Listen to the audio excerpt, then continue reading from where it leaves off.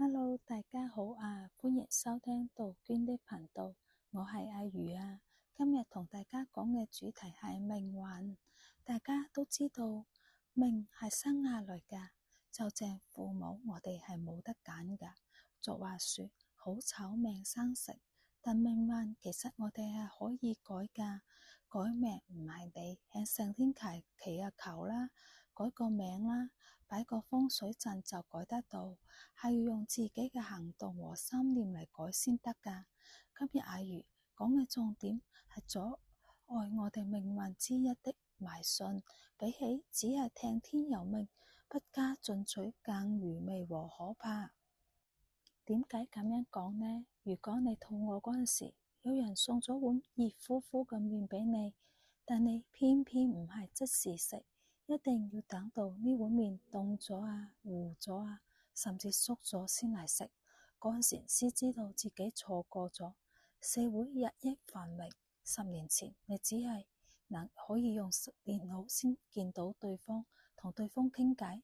10年後攞起部手機，隨處都可以見到對方。疫情3年，雖然同親人相隔各方，但一樣可以每日都和親人見面傾偈，感情都冇因為呢個疫情而變淡。現時人類登上太空都唔係一件咩難事，將來或許人類去太空就好似坐飛機咁容易啦。但迷信嘅人對太空探索取得優異成果，反而好擔心。曾經有個阿婆好嚴肅咁樣講，而家啲人類成日喺個天嗰度搞震，以後如果得罪咗上帝，睇點樣算？好似呢個阿婆咁樣無知和愚昧嘅人真係好多，唔通佢哋真係見過神仙，仲係根本只係咁樣代代咁樣傳說下去。對咁樣思想嘅人唔知講咩先好，因為佢哋只係堅信傳說，唔會追求真相。小時候每逢過年，本嚟就係喜慶和開心嘅節日，但係有啲小事，比如講咗啲唔吉利嘅說話，團年嗰陣時，倒瀉啲湯啊，父母就耿耿於懷。睇見父母忍住想鬧我嘅表情，最後仲偷得一句：年初二就同你開年。我真係唔明白啊！古語唔係成說百無禁忌咩？點解小時候嘅唔小心，父母就咁擔心呢？仲擔心咗成年？唔通上天只係睇呢啲，就決定咗我哋每個人嘅命運？鄉下仲有一個好可怕嘅習俗，就係年30晚至到年初15，啲女嘅都唔可以洗頭。我唔知點解㗎。小時候覺得都幾好啦，反正我都唔鍾意洗頭。但係成10幾日喎，你知啲小朋友㗎啦，成日跑嚟跑去，追逐，搞到成頭汗。瞓覺嗰陣時個頭又痕又俾嗰啲頭飾嘅咬到又痛，根本都瞓唔到覺。大個之後呢個習俗都冇變，變嘅係我自己。我真係冇辦法接受呢個我哋鄉下傳落嚟嘅習俗。只係聽母親講，如果洗咗頭就係對祖先啊、對神靈啊、對觀音菩薩不敬。我都唔理解啊，經常係趁媽媽唔喺屋企就偷偷地咁去洗頭。再大個啲出嚟做嘢嗰陣時就到出邊啲髮廊洗啦。新年期間髮廊真係好多人排晒隊洗頭。如果啲髮廊都好似母親咁樣講，新年期間唔可以洗頭，咁就好多髮廊執晒笠啦。你就堅信呢個傳統嘅習俗，人哋就趁你呢個習俗賺到盆滿缽滿。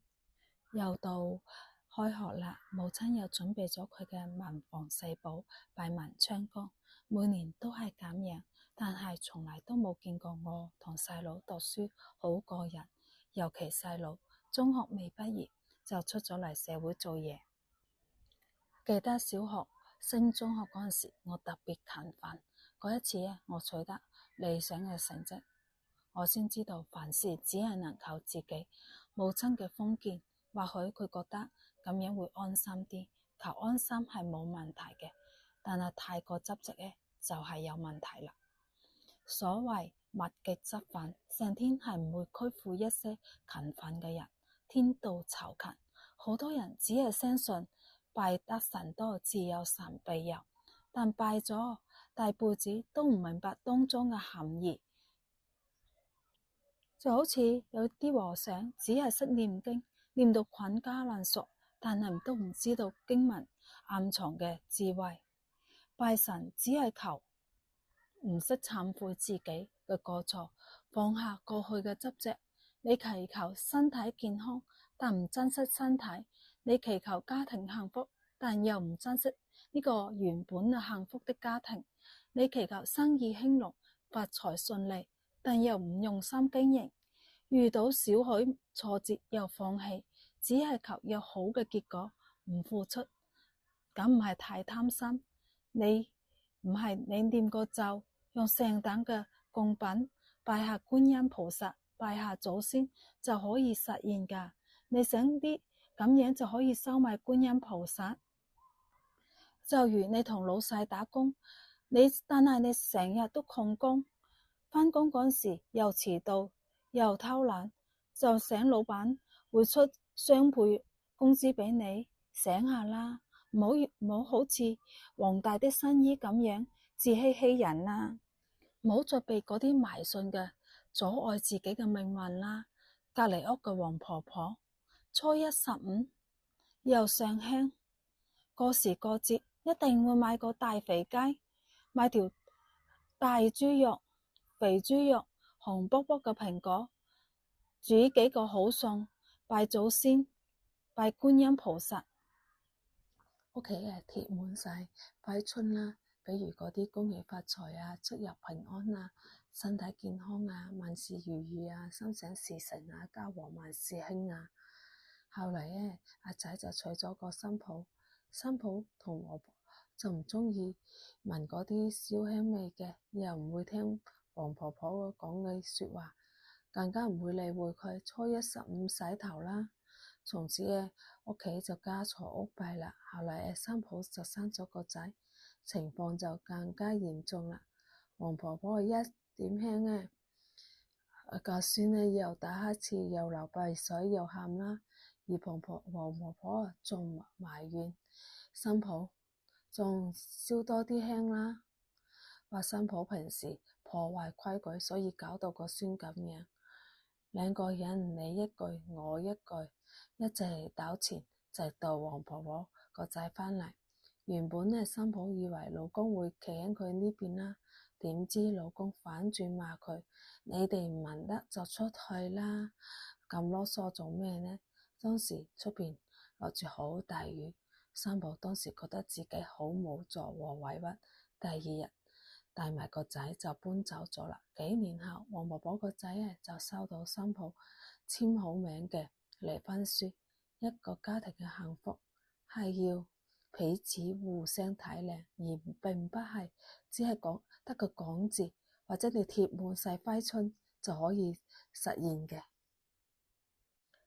事情也分輕重，衡量下取捨才可以。